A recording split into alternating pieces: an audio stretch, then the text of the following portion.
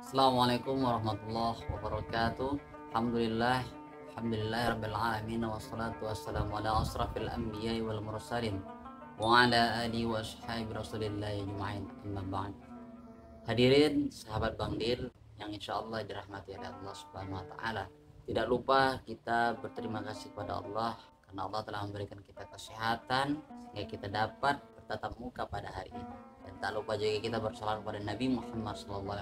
Allahumma sholli ala sayyidina Muhammad, yang mana beliau telah membawa kita dari zaman jahiliyah menuju zaman Islamiyah. Seperti yang kita rasakan, kita mengucapkan syukur alhamdulillah.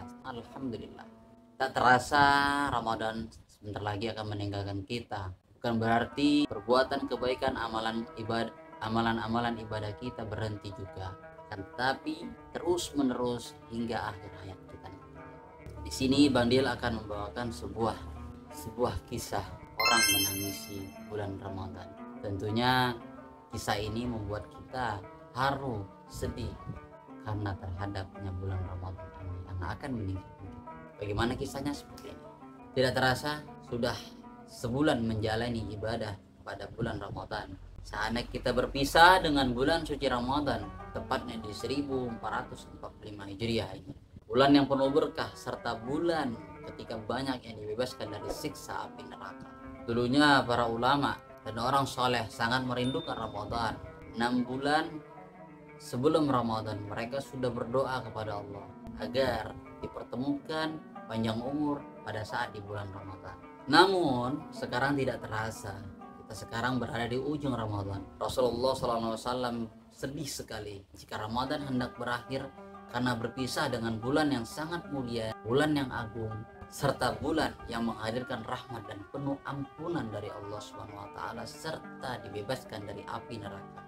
Sahabat Umar bin Abdul Aziz ketika mau berpisah di bulan Ramadan menangis dan mengajak sahabat-sahabatnya. Suatu ketika Umar bin Abdul Aziz berkhutbah pada saat Idul Fitri.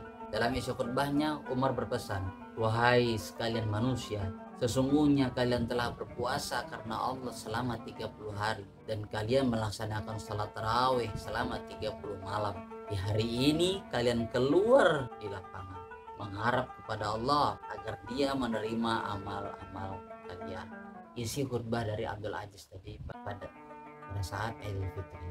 Dahulu ada sahabat yang kelihatan bersedih ketika Idul Fitri. Suatu ketika ada seorang sahabat yang bersedih kemudian bertanya, "Ini adalah hari kebahagiaan dan kegembiraan. Mengapa kamu malah bersedih?" Lalu dia menjawab, "Betul, namun aku hanyalah seorang hamba yang diperintahkan Tuhanku untuk beramal karenanya. Dan aku tidak tahu apakah Dia menerima amalku atau tidak." Disebutkan juga bahwa ketika Wahab bin Al-Ward melihat beberapa orang yang tertawa-tawa di hari raya, kemudian dia berkata, "Andaikan puasa mereka diterima, maka bukan seperti ini perbuatan yang selayaknya dilakukan orang yang bersyukur. Sebaliknya, andaikan puasa mereka tidak diterima, maka bukan seperti ini sikap yang selayaknya dilakukan orang yang takut amalnya tidak diterima." Namun telah kita ketahui sekarang dibandingkan dengan budaya di Indonesia ini menjelang Ramadan, justru terjadi sebaliknya. Masjid menjadi sepi dan pusat perjalanan semakin ramai. Jalan-jalan sudah mulai macet. Ini terbaliknya dengan apa yang terjadi di zaman orang-orang soleh terlebih dahulu. Itulah beberapa kisah dari para sahabat-sahabat dan orang-orang yang menangisi Ramadan. Tapi di Indonesia justru terbalik. Bahkan 10 hari terakhir malah disia-siakan. Kumpul bersama teman, bukber, beli baju baru dan lain-lain. Semakin tidak fokus beribadah. Yang lucu lagi, ada yang tidak berpuasa malah senang, tapi paling semangat ketika untuk berhari raya. Padahal di hari akhir Ramadan ini itu ada malam yang sangat penting dan sangat ditunggu-tunggu, yaitu malam Lailatul Qadar, yaitu amalnya seperti 1000 bulan. Semoga dari kisah ini kita bisa mengambil hikmahnya dan kita bisa terapkan di kehidupan kita sehari-hari. Mari kita perbanyak ibadah di akhir-akhir di bulan Ramadan ini agar kita tetap istiqomah menjalankan ibadahnya, tidak hanya di bulan Ramadan tetapi di bulan-bulan selanjutnya, dan terus kita menjadi orang yang bertakwa. Amin amin ya rabbal alamin. Selama menunaikan ibadah puasa, Bang Dil mengucapkan minal aidin wal faizin, mohon maaf lahir dan batin. Jika video ini bermanfaat, jangan lupa bantu like, komen, dan share ke teman-teman kamu, ke grup semuanya. Terima kasih. Assalamualaikum warahmatullahi wabarakatuh.